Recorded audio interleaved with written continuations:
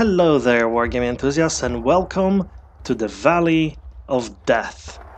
That's right, we're playing another game of Combat Mission Red Thunder with my usual opponent, and this time around I got to choose the map, and I chose this one, which I affectionately call the Valley of Death. Why? Well, because there's a valley, and in that valley there is the objective that we have to fight over, and the valley is surrounded by 5 hills, and each of these hills gives you an amazingly good vantage point on all of the other hills, for one, and two, on the entire village, pretty much, anywhere. In fact, the hills give such a good vantage point that most of these trees are actually useless for cover as far as I can tell. And basically it's a very open map for long-range dueling, where the side with the better long-range equipment has all the advantages, basically. Oh yeah, did I mention I'm playing the Soviets again? So we have none of the advantages. All of the advantages are on the side of the enemy. And that's why this battle will go in one of two ways. Either we're going to attempt a quick action and try to get to the middle and get shot to bits, and basically the game will last 5 minutes and we will lose, or the game might become a stalemate where we're trying to achieve superiority in one particular spot and try to eliminate as many enemy tanks without losing any of our own tanks as possible. Hopefully, this is a false dichotomy and I may have a slightly better plan than any of these two. That's basically a combination of the two. Right, for this mission I'm planning to do quite an elaborate thing with my forces and how I use them, and basically try and achieve the very difficult task of taking the objective under the German guns over there. Right. There is going to certainly be some interesting points in the battle, and we might lose no matter how hard I try to get us to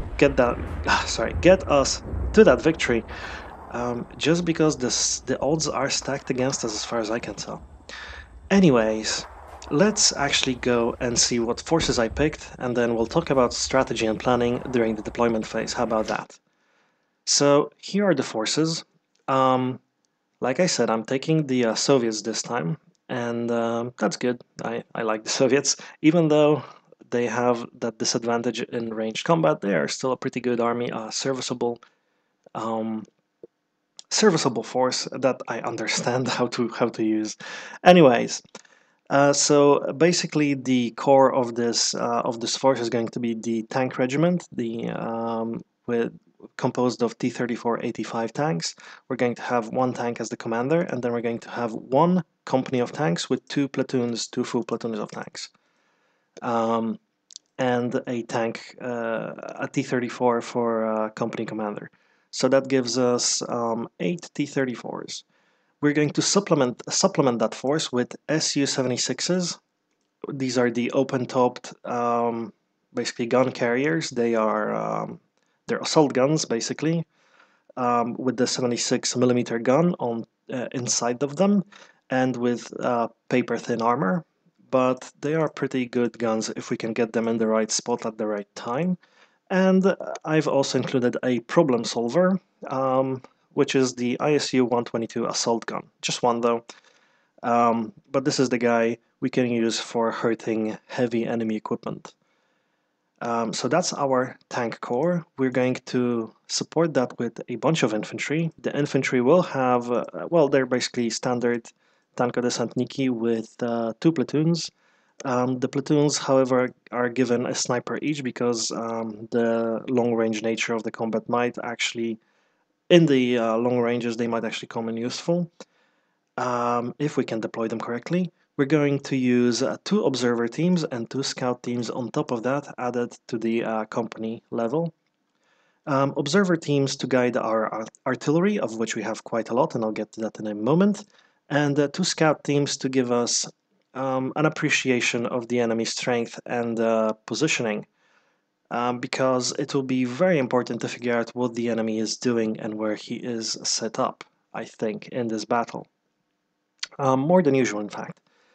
So, yeah, 2 platoons of tanks, 4 assault guns, and 2 platoons of infantry with observers and scouts. That is supplemented with the IL-2 Sturmovik ground attack aircraft armed with bombs, I think, and cannons.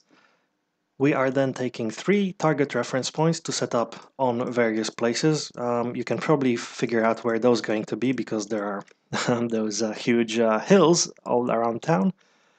And we have a whole bunch of artillery. We've got 6 120mm mortars, and we've got a total of 4 76mm infantry guns.